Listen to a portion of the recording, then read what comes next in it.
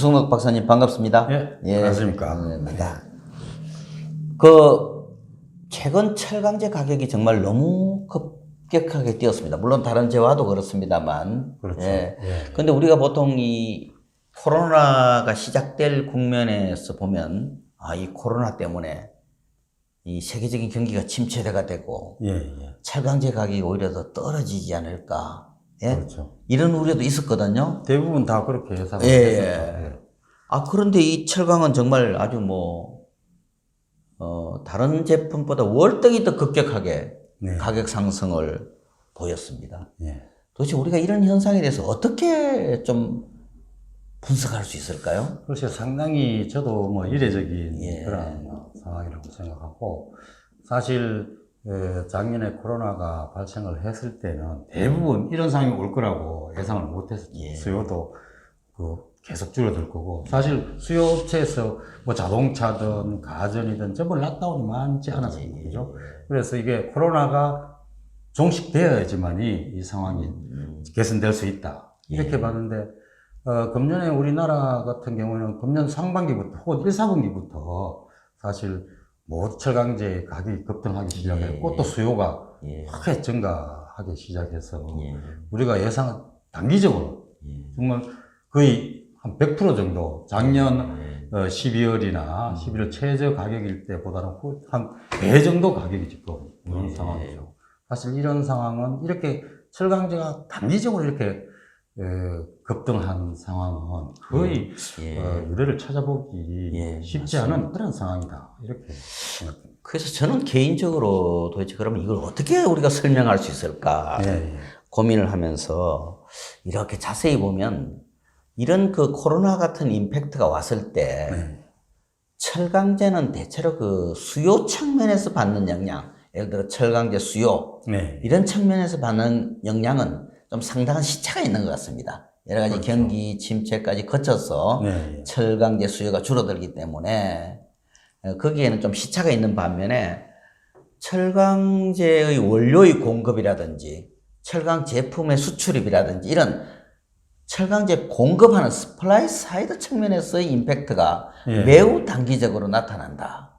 그것이 일종의 이제 철강제 원료나 제품의 소위 공급의 바틀렉 때문에 철강제 급등으로 이렇게 나타나는 게 아닌가 싶어서 우리가 다음에도 여러 가지 철강 관련된 외부 변수들의 임팩트가 있을 수 있는데 그때도 우리가 뭔가 좀 이런 것을 분석할 때 철강 산업의 특성을 잘 반영하는 이런 접근이 필요한 것 같아요. 그렇죠. 사실 철강 작년 같은 경우 예를 들면 사실 수요 산업에서 락다운이 많이 됐기 때문에 사실 생산해도 팔리지 않는 그런 상황이지 않습니까? 그래서 철강업체들은 생산량을 조절하는 어떻게 보면 이제 수리라든가 대수리라든가 전기 수리도 조금이라도 좀 앞당겨서 실제로 실시를 했고 그래서 생산량을 많이 조절하는 그런 상황이었죠. 만약 그게 조금 더 길어졌으면 이제 자연스럽게 돌아가는데 실제로 작년 하반기부터 갑자기 이제 락다운도 많이 해제가 되고 그리고 1년 동안 움츠러들었던 수요가 갑자기 이렇게 정상 상태로 이렇게 회복되면서 사실 수리는 3개월 혹은 4개월도 걸리고 사실 그런데 그런 상황에서 어떻게 보면 수급에 공급에 어떤 측면에서 또 원활하지 못했던 그러한 것들이 코로나로 인해서 이 공급 측면에서는 상당히 이제 바틀렉이 생기고 쇼티지가 생기고 가격이 부분적으로 급등하는 요인이 단기적으로 나타나는 반면에 이 수요 측면에서 수요가 주는 것은 매우 일정한 시차가 필요한 것 같습니다. 그리고 엔간히 임팩트가 와가지고는 철강을 사서는 쪽에서는 그냥 당분간은 그대로 유지하는 겁니다. 제가 볼 때는.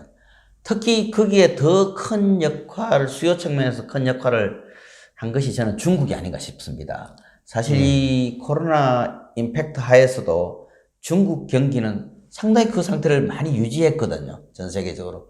그러다 보니까 이게 이제 결국은 공급 쪽에서 어떤 쇼티지가 수요는 그대로 유지되면서 전 세계적인 가격 급등으로 이어진 게 아닌가. 물론 이것을 둘러싸고 있는 크게 우리가 거시적으로 금융 측면에서 자금이 돈이 많이 풀렸다든지 이런 거는 뭐 있을 수 있습니다만은 그건 조금 뭐 크게 우리가 볼 때 고려해야 되는 부분 같습니다. 사실 뭐 중국 같은 경우도 작년에 코로나였지만 작년 1, 4분기 4, 5월까지는 사실 경기가 사실 생각보다 엄청 안 좋았는데 그 이후에 중국의 그 어떤 경기 회복 속도가 엄청 빨랐습니다. 그래서 생산량도 철강 같은 경우도 생산량도 상당히 10억 톤 넘어갔고 그리고 수요도 상당히 견조한 그런 상황이 이루어졌고 어떻게 보면 중국 같은 경우는 최대 수요처인데 생각보다 빨리 철강 수요가 회복을 했다. 그래서 아마 만약에 중국의 철강 수요가 그렇게 빨리 회복되지 못했으면 사실 우리나라도 뭐 이제 외부로 흘러나오는 중국의 수출이나 철강 수출이나 이런 것들이 세계 어떤 철강 가격에 상당히 영향을 미쳤을 텐데 자기 내수가 그렇게 빨리 회복되니까 어떻게 보면 이제 그 외부로 흘러나올 수 있는 양이 크지 않았다. 그런 영향들이 그 작년 하반기부터 있었고 금년에 또 특히 더 그런 상황이 또 발생을 했었죠. 그러니까 뭐 이 철강 가격 급등으로 인해서 뭐 유 박사님께서도 지금 다른 우리 스틸의 그런 기고를 하시는 것을 제가 보았는데요. 결국은 모든 주체들이 정말 그 재고 평가 이익을 많이 보게 되고 수익성이 높아졌습니다. 그러나 또 그 한편으로는 다른 이면으로 오히려 더 이것이 더 어려워진 그런 계기가 된 기업도 많다. 이런 지적을 하셨어요? 그렇죠. 아무래도 일단은 철강제의 특성상 기본적으로 특히 판재료 같은 경우는 자동차든 조선이든 어떻게 보면 직접 수요업체가 거래하는 경우가 있고 그 이외에 다른 그 이외에 또 일정 품목은 또 유통시장을 통해서 이렇게 그 공급이 되지 않습니까? 특히 이제 유통시장 같은 경우에는 직접 철강 회사와 그 주문을 하지 못하는 소형 업체들이 상당히 많단 말입니다. 그래서 아마 유통을 통해서 어떻게 보면 그 공급을 받는 중소형 업체들이 사실 상당히 가격에 민감할 수도 있고 또 유통 가격이 훨씬 더 빨리 직접 거래하는 그러한 제품보다 훨씬 더 가격이 빨리 급등을 하다 보니까 아마 그 유통과 거래하는 중소 수요 업체들이 상당히 어떤 조금 원가라든가 이런 측면에서 조금 어렵지 않았는가.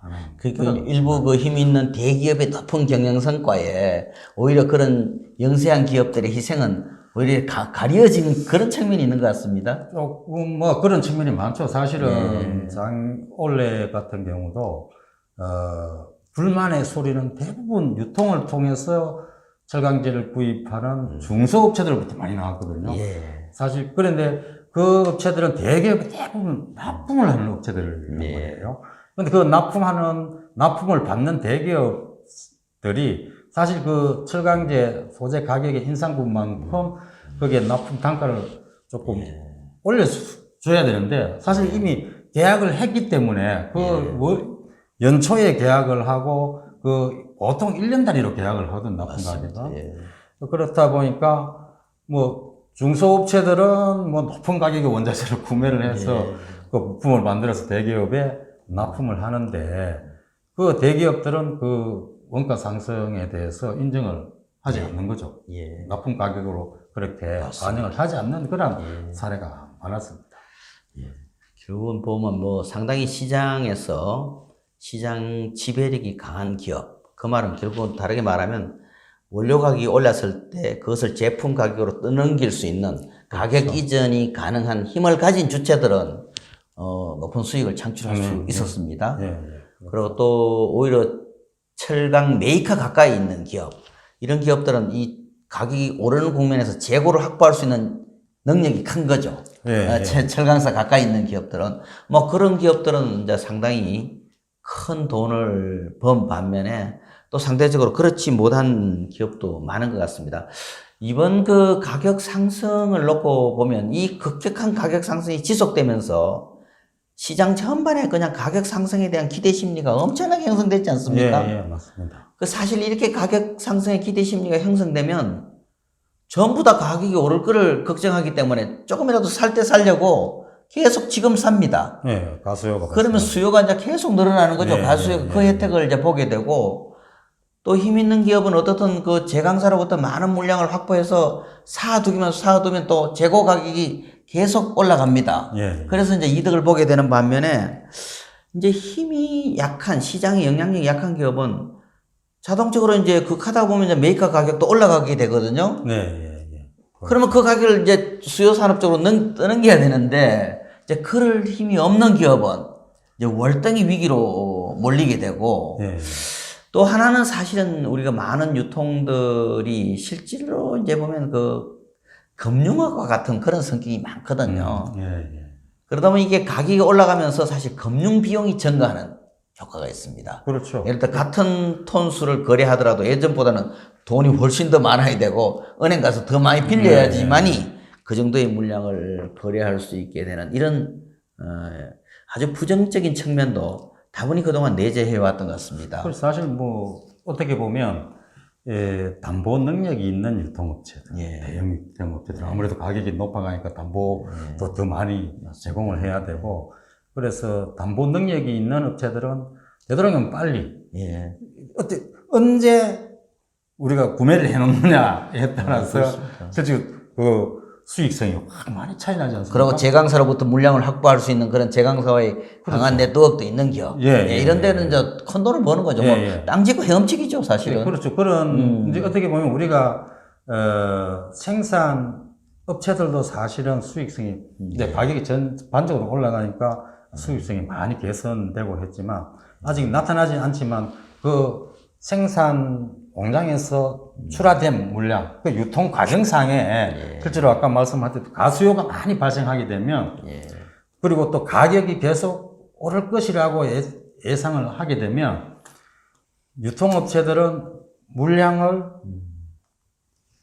최소한으로만 공급을 하고 실제로 최대한 많이 구매를 해서 기존에 있는 그 고정 거래라든가 이런 업체들한테는 최소 물량만 일단 공급을 하고 이걸 비축을 해놓는 사례가 상당히 많을 수 있죠.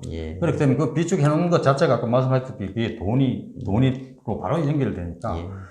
그래서 아마 우리나라 모든 철강 업체들이 사실 원래 들어와서는 거의 풀 가동하다시피 했음에도 불구하고 수요 단계가, 최종 수요 단계에 가면 물건이 없어서 뭐 철강지를 구입하지 못한다. 이런 이야기들이 많이 들렸거든요. 맞습니다. 그래서 어디엔가는 분명히 쌓여져 있을 가능성이 높다. 그 유통 단계에서. 뭐 1차 유통도 있고 2차 유통, 3차 유통도 있는데 아마 그런 차원에서 보면 그러한 유통 단계에서의 그런 비효율성이나 혹은 그런 것 때문에 가격이 최종 단계에서, 최종 수익가를 구입하는 단계에서 가격은 예상보다 훨씬 더 빨리 많이 오른 것이 아닌가라는 그런 생각이 듭니다.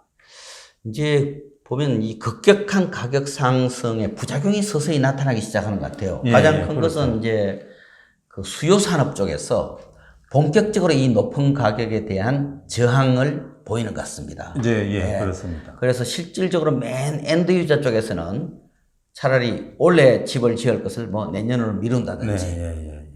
지금까지는 이제 불가피하게 해오던 일이니까 계속 해왔다 하더라도 이제는 이제 그런 수요를 줄이는 쪽으로 가고 있고요. 또 이 메이커 쪽도 이제 시장 가격만큼 메이커의 출하 가격을 계속 높입니다. 그러다 보면 이게 유통의 입장에서는 훨씬 더 이제 위기로 몰릴 수 있는 가능성이 있다. 그래서 지금까지 일부 뭐 가격 상승으로 인한 일부 혜택을 뭐 즐기기도 했지만 이게 이제 더 큰 위기로 뭐 모든 업체가 다 그런 건 아니겠지만 더 큰 위기로 다가올 가능성도 있는 게 아닌가 이런 생각도 듭니다. 저도 그런 우려가 상당히 지금 어느 징후가 그러한 징후가 곳곳에서 나타나고 있다 이렇게 생각되고요. 특히 뭐 상반기까지만 하더라도 어쩔 수 없이 아까 말씀하셨다시피 계약을 했는 물건이기 때문에 가격 원자재 가격이 비싸더라도 그걸 구매를 해서 제작을 해서 납품해야만 되는 그런 상황이었는데 지금은 원자재 가격이 너무 높기 때문에 특히 중소 건설업체들은 수익성을 이러한 가격 수준에서는 도저히 수익성을 맞출 수가 없는 것이죠. 그래서 아마 발주도 최대한 예. 늦추고 있는 상황인 것 같고, 또 일부 최종 뭐 3차, 4차 유통 단계에서는 어느 파트에서는 아마 수요가 전혀 발생하고 있지 않다. 예. 주문이 거의 끊기고 맞습니다. 있다. 예. 뭐 이런 말도 많이 돌고 있습니다, 지금은. 예. 그래서 이러한 것들이 아직 전반적으로 확산되지는 않았지만, 네. 그러한 징후들이 최종 수요 단계에서 나타나고 맞습니다. 있다. 이것이 어떤 철강 가격의 상승이나 혹은 지금까지 급등한 철강 가격의 상승이나 혹은 철강 경기 전체의 어떤 후퇴의 어떤 징후가 아닌가라는 그러한 생각마저 하고 있습니다. 네.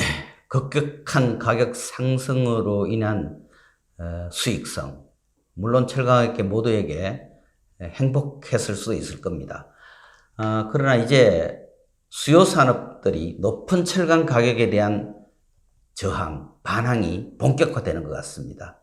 이제 다시 이것은 그동안 호경기와 반대로 매우 깊은 불경기, 꼴짝으로 들어갈 수도 있다는 그런 우려가 생기기도 합니다. 우리 철강의 모두가 이에 대한 현명한 대응이 필요하다는 생각이 듭니다. 예. 감사합니다. 예, 고맙습니다.